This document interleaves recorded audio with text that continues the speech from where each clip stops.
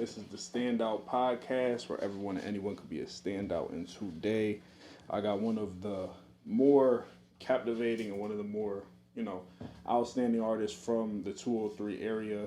Whether it's in clothes or in fashion, he's kind of making his own wave. I got Slermy in the building. How you doing, bro? Chilling, man. I'm alright. Another day. I appreciate you for coming all the way out here. I apologize because I used to be out there, and let me tell you, it's a lot of love out there, bro. It's a different. You guys got a renaissance going out there in the 203. Yeah. It's a totally different vibe, a totally different sound, just everything going on. I was listening to your new album, and what I could realize is that you put in a lot of different styles. You put in a lot of work over the years. What is it about this new album that you felt like is going to catapult you and put you in a different space within the 203? I don't even know. I think I'm already in that different space in the 203. But this is like I try to capitalize on the versatility and just being unapologetically me. You know what I mean? This is more raw and authentic, So it's before it was all funny games, rhyming, doing what sounded good. Now it's a mix of doing what sounds good and just being me. Yeah. Saying fuck everybody's opinions is just kind of going for it.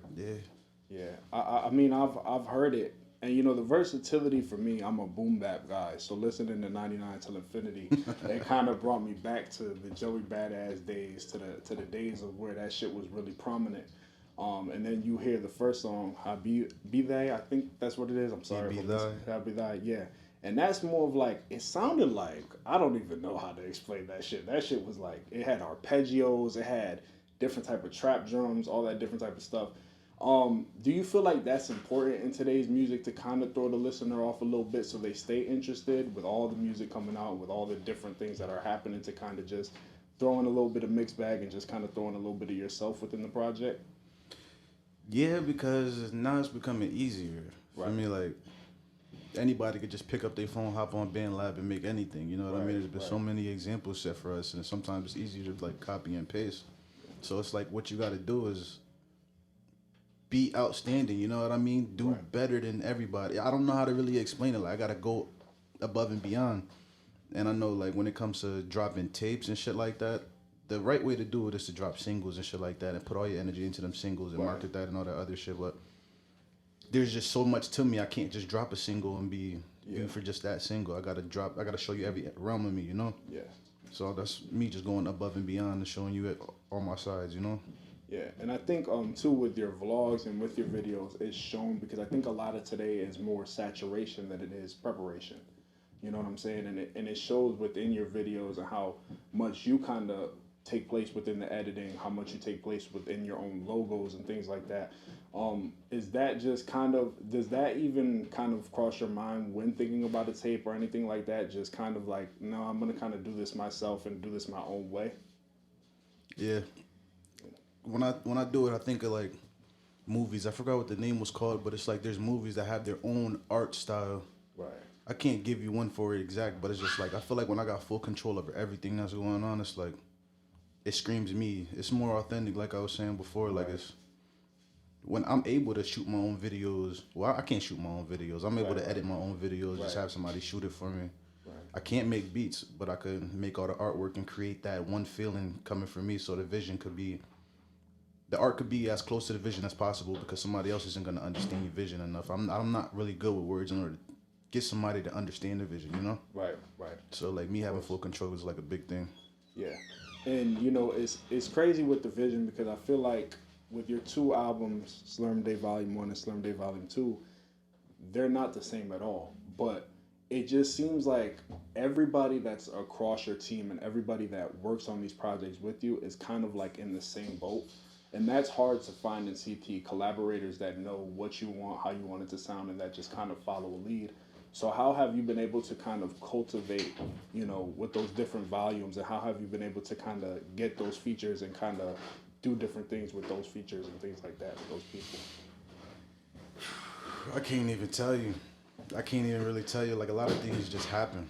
Right. On Slermday Volume 2, I was around Bug all the time, Lil Bug. Right.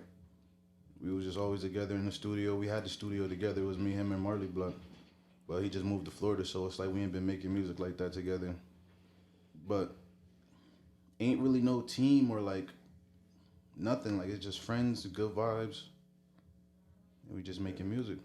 Yeah. But a lot of that is me like pulling strings behind the scenes. Like a lot of that is me being like, hey, pull up. I'm trying to make music. Like, hey, pull up. Like, let's work. Let's get something out the way. Like, let's do something, you know? Right. Or hey, I got this vision for this. Like, if you don't understand it, just come here. Just be there, and I'll take care of everything else, you know? Take care of everything else. Yes, sir. And it kind of proven, you know, I think the music over time has kind of stood within itself. You know, obviously I'm not good with names or anything, but I could tell in volume 1 that was more of, like you said, like playing around and stuff like that.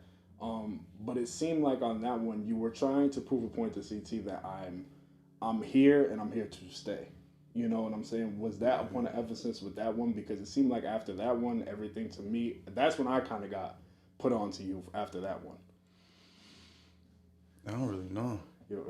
I wasn't thinking too much around that time. Like around that time, I was like just on some heartbreak shit. Right. I was getting drunk, hopping in the studio. Whenever I was getting drunk and hopping in the studio, that shit just came out of me. It just flowed, like, you know, not thinking too much. I'm not overthinking. Like a lot of shit that I've been doing lately has been me overthinking and trying to put like a lot of thought into what I'm doing. But back then I was just freestyling, just going, just doing what you got to do. Do you think that comes a lot with creatives nowadays, the overthinking process, just because of how everything is nowadays? I feel like even with this podcast, I overthink 20 times. Like even when you were coming, I'm like, man, I got to get this question right. I got to do this right. It's like, bro, just sit down with them and vibe. You know what I'm saying? Do you feel like with this day and age, it's kind of harder to be a creative and just not overthink? Yeah, because there's so much pressure on you. Right. You know what I mean? Everything has to be perfect because like being a creative is the hardest thing to do. It's so looked down upon. Like me right now, like my family, they wish I would have finished college. They wish I would have did something that involved me making huge big boy bread. And you know what I mean? They want me to do professional shit when it's like I'm trying to be professional with being a creative. And that in turn makes me super hard on myself and make sure that everything is perfect. And like you're your own biggest critic. Like you got to make sure everything's perfect for you. Yeah, man. But when you overthink shit, that also like makes you procrastinate. That shit makes you like waste time and thinking on how this needs to be done. And I'm big on just diving in the water and figuring it out as you're going. But definitely stems on the pressure of being a creative. Yeah, I think when, you know, being a graphic designer myself, I can understand that part of it as well. Do you think that ever kind of intervenes within your music as well? Because I think as graphic designers, we see things 20 miles ahead. You know what I'm saying? We always see like the colors before the colors are on the canvas. We see the fucking little fixture we got to fix within the logo before it even has to get fixed. How can you say that's helped you in a way with your music and kind of put everything together? Just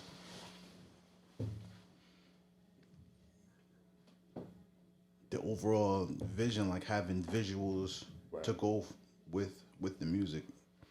Not as like music videos, but like having a vision in my head. Like when I'm making this song, it's just like I'm seeing the picture that I'm seeing my cover art before I make it. Yeah. I'm seeing the pictures that I need to take in order to make this happen, or the artwork that I need to make. That was totally my fault. I'm gonna edit that out. All right, let me mute that. All right. Back to what we were saying. That was totally my fault. I'm totally unprofessional. But as you were saying, you know, as a graphic designer and being that way, you know, I also looked at your clothes, and I had a model on my show, Ray Anthony, who came and he was sitting there with a shirt. I asked him, "Where's the shirt from?" Shout out Ray Anthony. You know what I'm saying? Dog. And I was like, and he was like, "It's from this dude named Slermy." I'm like, "Okay, where do I get the shirt?" And he was like, "You're from around here, right?" I'm like, "No." So he kind of put me onto you in that way too. Not only on the music, I'm like, I thought this guy was an artist. They're like, no, he's a fashion designer too. So just tell me about also being a fashion designer in this kind of space within Connecticut and kind of having a brand that stands out within itself, you know, and just kind of making that brand over the years. There's not too much thought to it. Really? It's really just like, I see art as all one thing. One thing. You know, sometimes I wake up like, I got this song in my head, I gotta go spit it out. Right. Sometimes I wake up, I got this design that I see, I need to make this happen. I'm inspired by these things, so it's like I want to be able to put this together and have the soundtrack behind it. You know, it's like people like to do things involving art with other people's music behind it. It's like, why not create a whole world? Like, this is my, it's Slurth. You know what I mean? That was a concept that I had in the beginning with the clothes. It's all Slurth. Yeah, I think a lot of people don't like. That's what I was saying when I was coming here is, to create kind of like a cult within yourself and to create your own brand is kind of getting harder to do nowadays because everything is tainted. Obviously, you coming from this city, I think you guys are kind of like the first ones to do that. And how has that been kind of pushing up against Connecticut and all these kind of, hate things and things that are going on to be the kind of the collective that has this following? I've seen some of your shows and people pop out for you guys and people are buying the clothes. So how does that feel to know that you've kind of been able to get through the hate a little bit? It feels great because I just see where we come from. Right. Just seeing nothing but hate and just like it's not like we got that cult following like 100%. Like we still have a lot of people that pull up to our shows and they just play the too cool for school role and just post up on the wall in the back and don't dance when the music comes on. It's like I go places like New York and I see how beautiful, like nobody cares what anybody thinks. It's like everybody's just vibing, everybody's doing their thing, and they just feel good, you know? Here it's like we got that, but there's still something missing. Like there's still like tension in the events that we have. Like we have events like, and it's like all these people fuck with us, Right. but sometimes these people are ops. You know what I mean? But they still coming out to support us, but they don't want to let their guard down or have too much fun and get caught slipping. I don't know what it is, but it's so hard to be a fan nowadays. You know what I mean? It's yes, sir. Cause everybody's doing it. Everybody's making art. So it's like I'm gonna support my niggas over supporting this guy, you know? But I'm still gonna pop out to the show because who knows why, but Do you feel like at some points, I know as for me, becoming a rapper, that's what made me stop. And that's why I'm sitting here in this seat interviewing rappers, because it's so hard to look out to a crowd and see a bunch of blank faces and knowing that I just put $1,200 into this song and put $1,200 into this album, or just bought a $5,000 outfit to come here and the pro for you guys to sit here and look at me like I'm some type of fucking statue. You know what I'm saying? Like in a probe on stage. Does that ever get hard and kind of make you want to stop, or is it just like, yo, fuck it, we're going to take it other places because you've been to other places and performed as well and see what the other side is like? Yeah, it's really fuck it, we ball. Just like I could go other places and I could try to build what we built here, and just to go there and be like, oh, these niggas not fucking with me, I need to go back home and make something out of home. I feel like we're doing something that nobody else has really done. Like we got the energy that nobody else really has or brought out of Connecticut, you know what I mean? So it's like every time I think about like, oh, I'm not fucking with home, I feel like home not fucking with me, it's like all I gotta do is go back in the archives and just see all these shows and all these people popped out and everybody's showing me love, and look through these DMs and everybody that people that I don't know, friends of friends, and just telling me like, yo, you inspired me, like, yo, like you really doing something out here, keep going, like when's the next show, like when are we gonna put me on a track, like, you know what I mean? It's a different type of different type of love, and I just been trying to appreciate the love and not the hate, you know? Been trying to see the good things and not the bad. Yeah, and that was the most interesting to me thing within researching you, is that seeing these shows and seeing the way people react to the music and seeing the way people react to the clothes and all that stuff, the album release parties and stuff.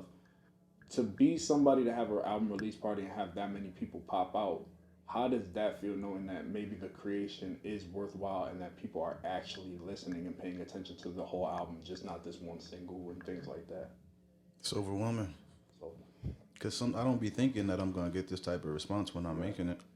I'm really just pouring out my feelings. I'm really just doing me. And to see that people love me and these people pop out, it's like, yo, like, you like that song? I almost didn't put this on the tape because I didn't like what I said. You know what I mean? I don't like how I said it. I feel like I'm too vulnerable right now. You know what I mean? But it's like other people, it's like, damn, like I could relate. This shit is fire. Yeah.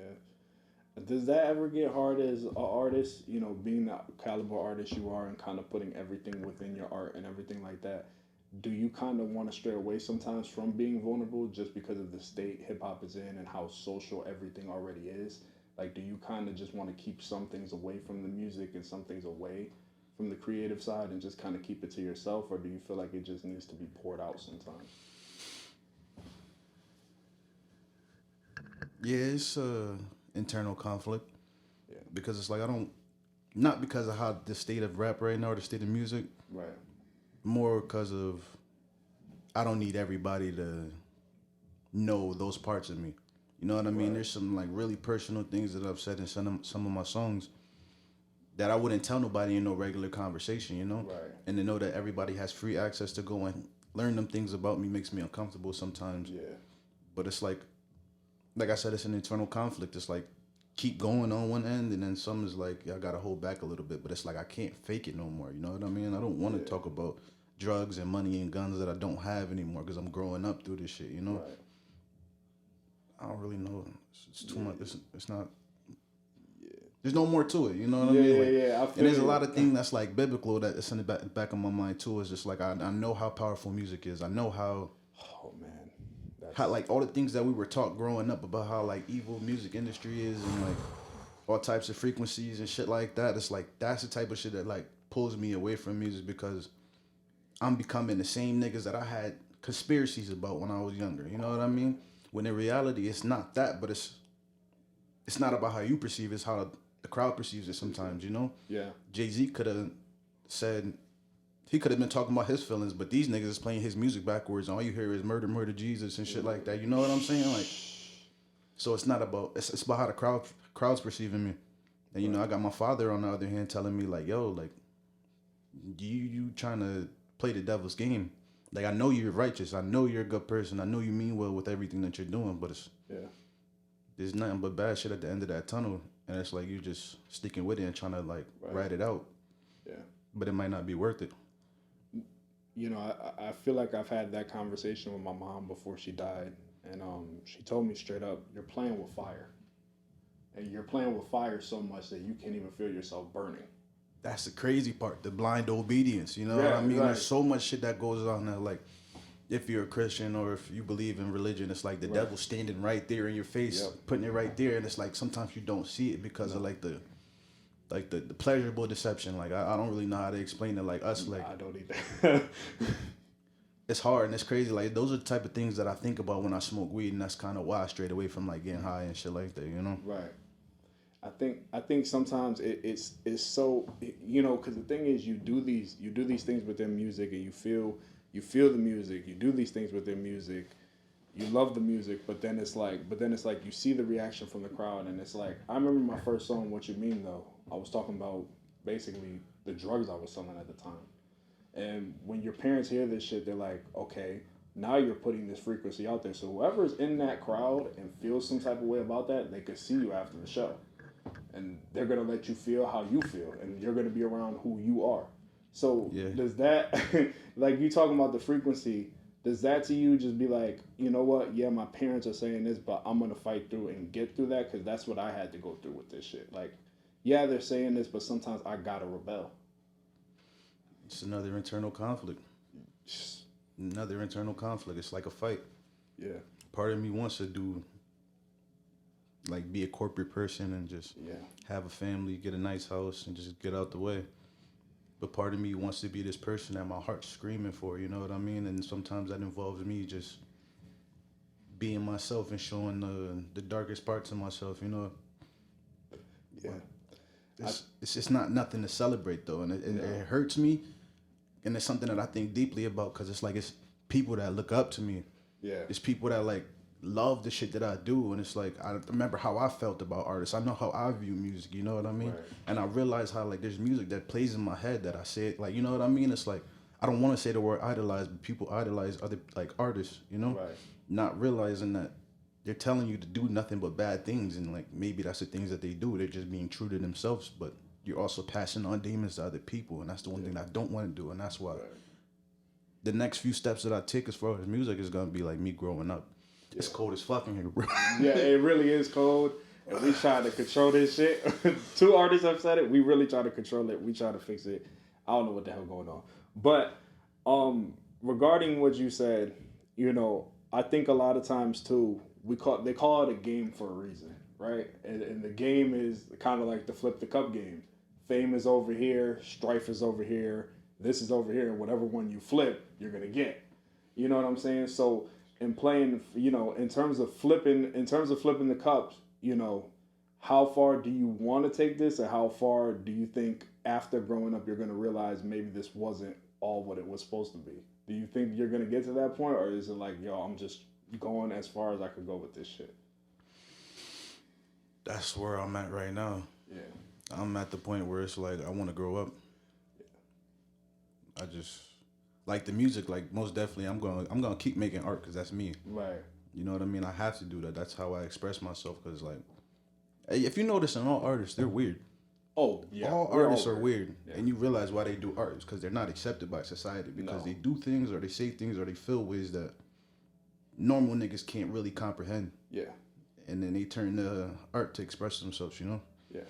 And that's one of them things. Like, I'm not really like a socially accepted person. No matter, I am like social as hell though. Like, you know what I mean? I could be the coolest guy in the room some days, but some days it's like I don't want to talk to nobody.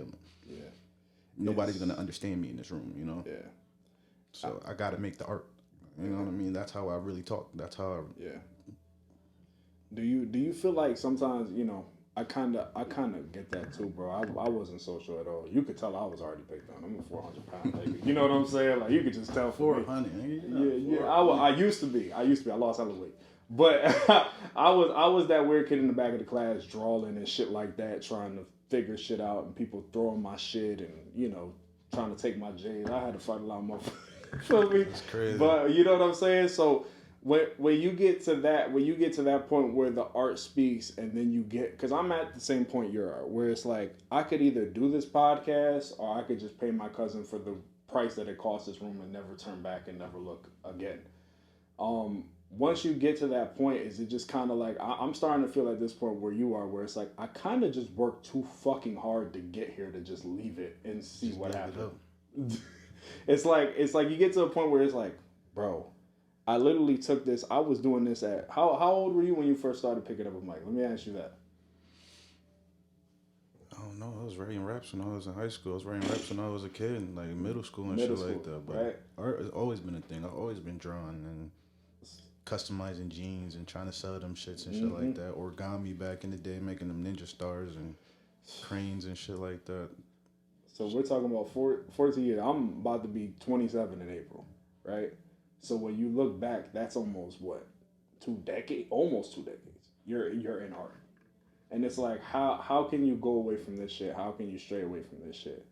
But, speaking on the clothes and speaking on everything else, have you found that it's fun to kind of mix your music with the art and with the clothes and stuff like that? Is it fun in those creative processes? Like, what's the new things you found, like, within yourself within doing all this stuff? Like, what's something new you found this year within creating and stuff that you haven't found before? Authenticity, honestly. I don't know. I haven't really been thinking about too much art lately. Like, after Cognito Hazard, it's been just chilling? I just want to do old man shit. Yeah. I want to make, like, clothes still, most definitely. I still have ideas that I try to spit out, and I go to the studio for a couple hours and just fix something up or try something I saw in the back of my mind. But like I was saying, I want to do old man shit. I want to go and buy a metal detector and go to the beach and walk with my wife. You know what I mean? I'm engaged. Like, you know what I'm saying? Like, I'm. That's what old man shit. What is old man Slurm want to do? Like what's something he wants to do? Like I said, I just want to travel. Yeah. I want to take my metal detector everywhere, scan the beaches. Right, I got you. Look for old gold, look for old relics. You know what I mean? I love thrifting. I love reworking shit, recreating shit. Like I'll always be on that sewing machine. I'll always be making graphics and shit like that. Always be making shit. Even if it's not for everybody else, it's for me. You know what I mean? I'm not really, like with clothes right now, I'm not even dropping collections anymore. I'm just, everything's commission based. Like niggas know, like you want something from Slermy, you pick up that phone and you call Slermy and you say like, yo, I got $300. I need an outfit for this weekend. Like, get me right. Okay, I got you. Got me. Send a deposit. I got this idea in my head. I already know how we about to get you right. I already know your measurements. You don't even got to tell me your size. Yeah. So I'm always going to be doing shit like that, even as an old man. But I mean, it brings the light, bro. I can see it in you already. It still brings the light. You know what I'm saying? And it's hard because, like I know, like, mind you, Nigo is my biggest inspiration ever. Like, ever in life. And I remember when I first picked up my first pair of Vapes, I disassembled them and tried to figure out how you. But I get it though. I get it. You know what I'm saying? So you try to figure it out and figure it out. But what's something that Slurm wants to do? Maybe not creative wise, but wants to do within his life that can tie back into the creative notion and can tie something that you haven't done yet. What's something that you haven't done yet that you want to do? Just travel to places that I want to go. Okay. You know what I mean? I've traveled places with my family and shit like that, but like now there's places that I want to go and see. There's things that I want to experience. I want to smell different air. I want to taste different food. I want to just look at different ways of art that's not from America. You know what I mean? Like going to Japan is a big thing because it's like I'm inspired. Like what inspires my art, even though this is going back to art, right, is like things that don't involve like the art that I'm in, like architecture and shit like that. That's the type of shit that inspires what I want to do as far as clothes, designs, and music, you know? Yeah. Feelings, meeting new people, like just other, like experiencing other cultures and shit, like just. Yeah. I think that's the biggest thing that people don't tell you is that communication rules the nation. You know what I'm saying? And we all communicate within different ways, you know, and I think that's the most beautiful thing within art is that we get to see it from all different facets and all different fractures of life and stuff like that. But, you know, looking at the people you create with and just looking at the people who you have behind you and everybody with you, you know, what's one thing that you always want to leave them with after every session and after every time you make something for them? Like, what's something you want to leave them with creatively or just inside? That inspiration. That like the feeling of the genius, you know what I mean? Right. Like I got it tatted on my arm, like genius idiot, like you know what I mean? I got that from Absol back in the day, but I solely believe that that's me. You know what I mean? Right. And in my definition of being a genius is like that ability to inspire through something that you have expertise in. Right. You know, so like I'm the kind of person that gets everybody out of their shell by just being me. Just by how open I am, like just how like I'm an open book, like I'll tell you anything. I don't really like give a fuck. Like I don't have like secrets for real or nothing to hide because it's like I'm human, just like you're human, and it's like through being with me for like 30 minutes to an hour, like you kind of understand that and you're more comfortable in your skin because I'm such an accepting person, you know. And then you see that acceptance, and then you see how I do my art. You see how I'm all in, and like you see how like it's like it just. It shifts gears in people's brain to like realize that I can really do this. Yeah. Like it wasn't that hard. You know what I mean? I notice it. I see what people do as they leave being with me. You know what I mean? Yeah. As my part in their life are finished, or like that studio session is over with, or that dinner is over with. Like you could just see them change.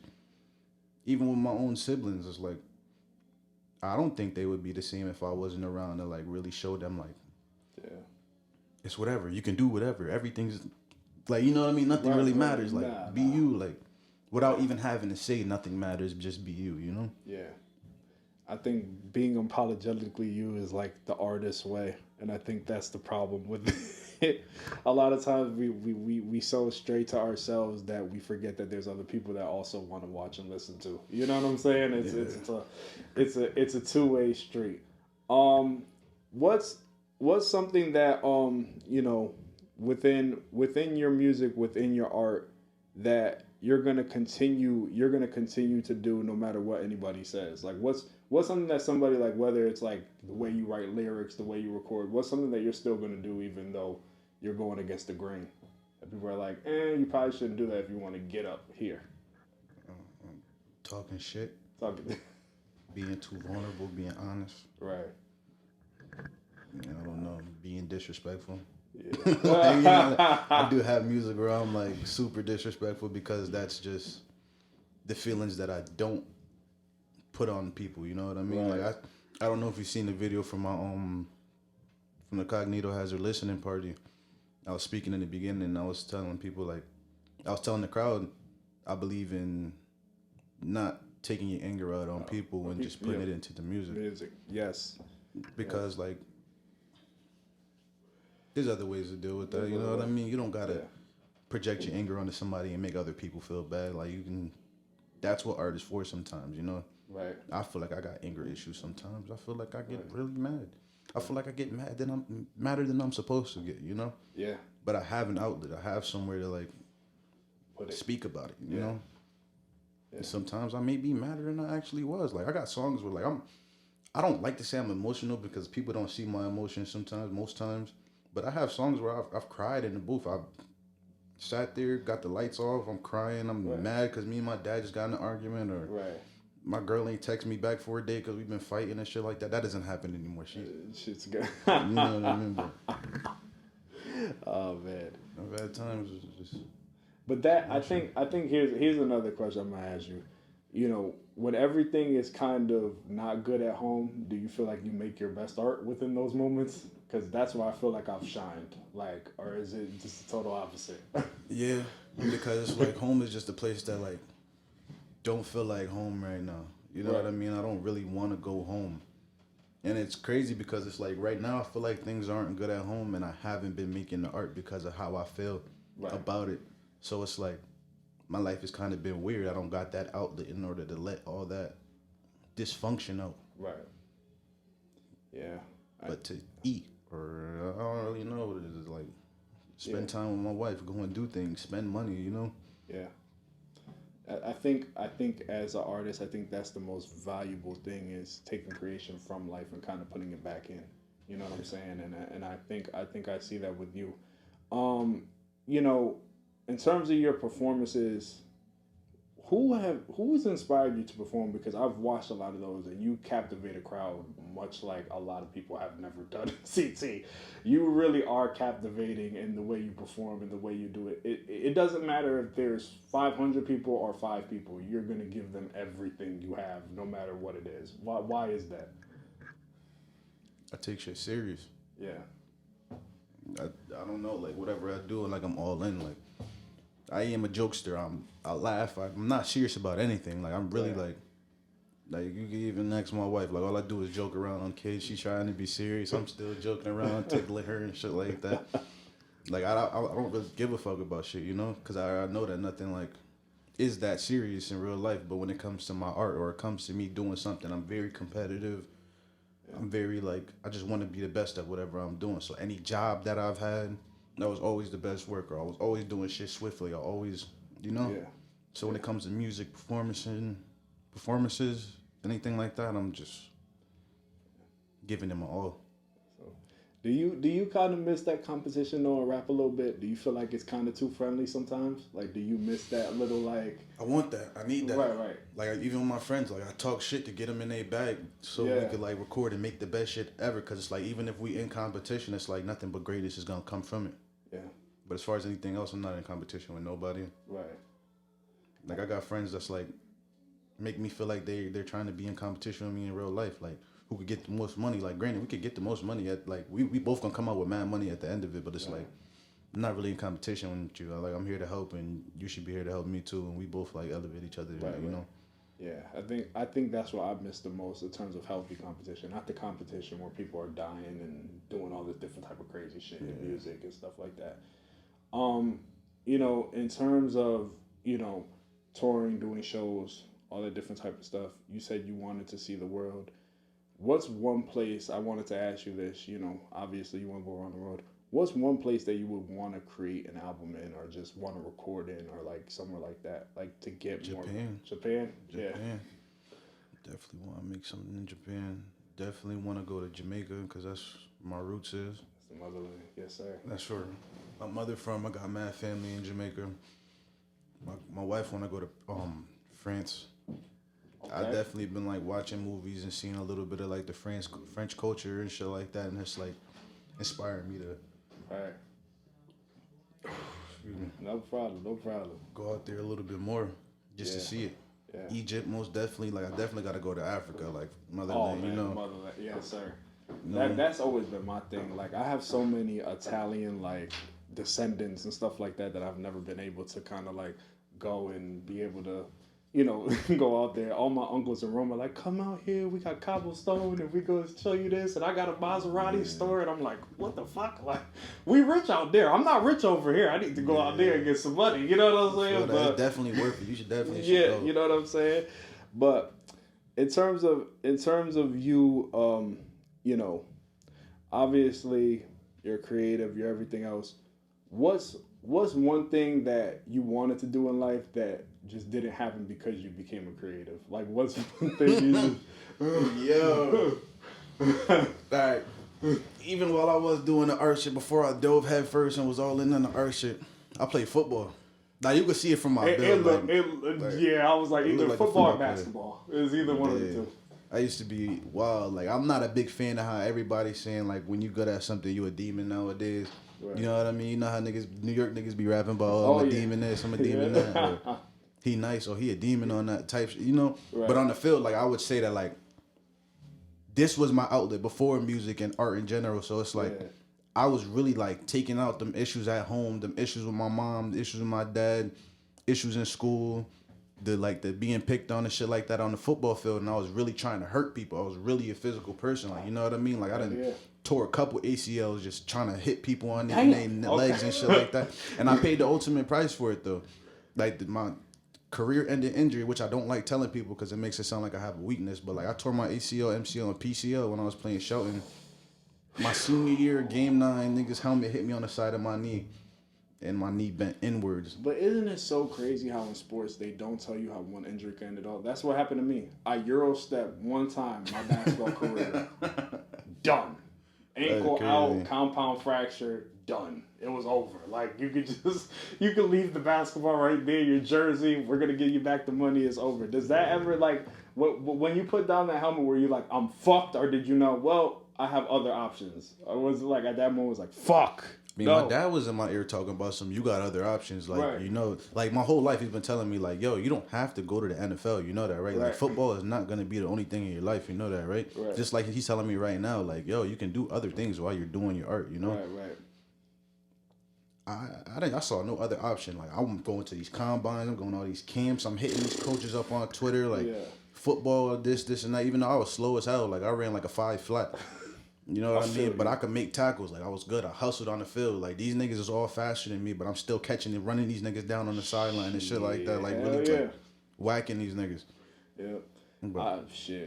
Trust me, I have all my cousins have been linemen. You can obviously tell from my side. We got some good linemen in my family. A lot of that starch and chuletas we be eating.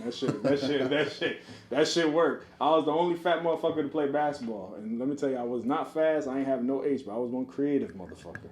And that's why I knew, maybe put this down and pick up the Adobe pencil. We might make something happen. Yeah, but, you know, in terms of all that, you know, music, art, everything else, what's one thing you wanna accomplish this year that you didn't know you could probably accomplish? Like, that you set, like, that this the highest goal that you want to set for this year for yourself in terms of everything? Just being great somewhere else other than home. Home, okay. You know what I mean? Being able to be statue worthy where I'm from and taking that love and going somewhere like New York and just showing them niggas like, yo, there's a reason I run it back home, you know? Right. And it's like I go to New York with that same attitude right now, but them niggas don't give a fuck. Yeah. Like, I'm lit right now. Everybody love me. Why would I give a fuck about you? You know what I mean? Like, you want to fuck with me, you got to pay. Like, you know, like, I feel you. But it's like just to go somewhere else and just receive that same love I get from back home and, like, not have to, like, work a 9 to 5 and still create. You know what I mean? I want to live off of my talent. Yes, sir. But not to the point where I feel like my talent is a job and now I'm doing something else to get away from my talent, you know? Yep. So I just need to find a good balance to be able to pay the bills, feed my people, and just be me. Yes, sir. With no struggles at all. Like, I need everything to be like, I don't. And that's the biggest thing. Like, to be a creative and be able to live off it. I've only seen a few from Connecticut, but it could be done. It could be done. But a lot of them are selling the illusion. You know what I mean? A lot of artists are selling the illusion. Like, I really, before I started becoming a rapper, before I started meeting these artists, from the internet, from the music and shit like that, I would think these niggas got it all. I'm thinking these niggas probably got mansions or niggas is fair off, but, like, there's a lot of rappers niggas would think is lit that's gonna be in your DM like, yo, okay, you got $100 today, I'll do that for the future. You know what I mean? Because them niggas need money to eat. They're living off their craft because they got a big enough name to do it. Right. But the optical illusion is the best part of rap, though. I feel like I hate it. You hate it? I hate it. I hate it because a lot of these niggas that be up, them niggas will use you. Them niggas will use you dry. Niggas just leeches. Niggas will suck you dry. Niggas really don't got nothing. You know what I mean? And I refuse to be that. You know what I mean? I'm gonna go and get it myself before I just smile in a nigga face like, oh, well, but it's Slerm. Like, you know what I mean? You could give me a ride because I'm Slerm. Like, nah, like, I'm gonna get that shit myself. Like. I feel you. And that kind of leads to my second question. You know, with the higher ups in CT, a lot of people talk about gatekeeping. A lot of people talk about people getting played that shouldn't be played. A lot of people talk about getting show placements that shouldn't be told. You've kind of said, fuck all of you. I'm going to do this myself and kind of throw my own shows, throw my hand. And now I'm a higher up. Right. You know? And that's what I'm saying. So tell the people at home it can be done without really having to pay attention to these fucking people. You can go ahead and Slerm and tell them. You heard what he said, man. It can be done. You just got to get up and go fucking do it. Yeah. Just do it. Listen, I'm gonna ask you this one last question. I love to ask artists. You know, Slermy to the people. You know what I'm saying? Slerm all day. We know you. We fuck with you. We love you. But that's your artist thing. In your personal life, what's one thing you want to work on and want to accomplish that you haven't been able to do? I mean, like, really is just getting away from mommy and daddy, you know? Yeah. Like, not having to, like, just having my own. I want to have kids. Yeah. I want to move out of the state. Yeah. I want to be able to be financially free.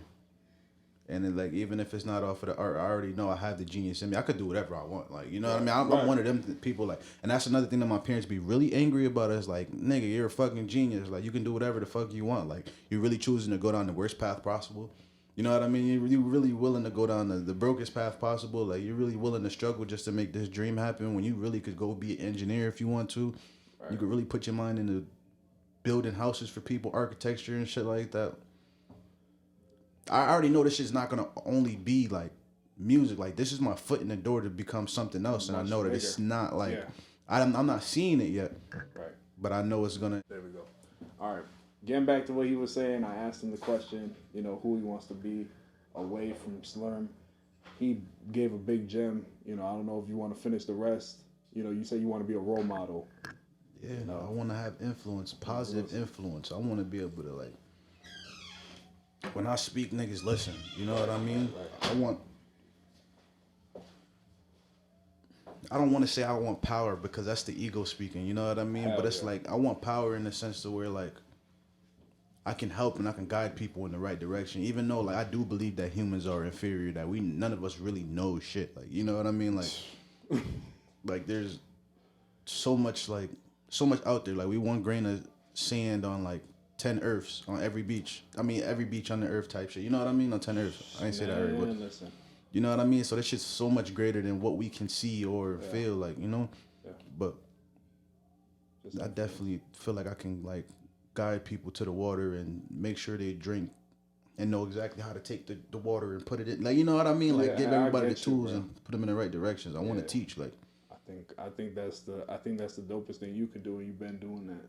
You know what I'm saying? And to answer that question, lads, that was you kind of said that the way I needed it to be said, because a lot of times I ask artists and they stare at me like, well, I don't fucking know. I'm just this. You know what I'm saying? Like, you answered it in the full way. But listen, man, I like to leave off with some flowers. You know what I'm saying? And tell them I feel bad because I was supposed to have you in New Haven. We talked about this for a long time. And my boy Luna, when he was with me, he had nothing but high praise for you and everything that you've done for him. And that's my dog. I just want to thank you personally from me for taking on artists and putting artists in position and for taking the initiative. You know what I'm saying? I feel like today we are so focused on what the fuck Hot 937 has to say, on what the fuck these other people have to say, and we're sitting with somebody who's literally led his own charge, led his own collective, led his own thing, and did it his own fucking way. And that's what we need. A fucking game changer, a fucking renegade against the system, and you're staring at him right now, and it's been a pleasure to interview you, bro, for real. That's love, man. No problem. Listen, man, this has been the Standout Podcast where everyone anywhere could be a standout. 805 Hartford Road. Come get your braids, your cut, and your podcast all in one place. It's where the madness and the culture collide. Shout out to my boy OTKJ, my boy Nico, Motion Scene Films, Madhouse. Boy, let me in the fucking building. 203's finest in this bitch. You know what I'm saying? We out.